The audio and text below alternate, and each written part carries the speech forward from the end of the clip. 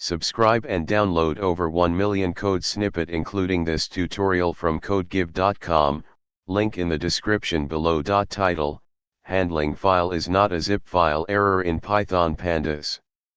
Introduction. Python pandas is a powerful library for data manipulation and analysis. It provides various functions to read and write data from different file formats. However, sometimes you may encounter an error message stating file is not a zip file when trying to read a file using pandas. This tutorial will guide you through understanding and handling this error with code examples.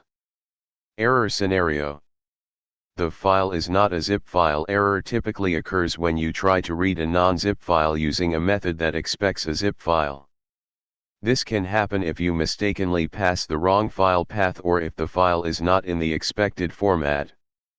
Handling the error.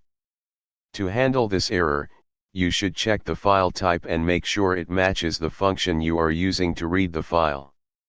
Let's go through some common scenarios and solutions with code examples. Conclusion. By checking the file type and using the appropriate pandas function, you can avoid the file is not a zip file error. Make sure to handle exceptions appropriately to provide meaningful error messages and improve the robustness of your code. ChatGPT.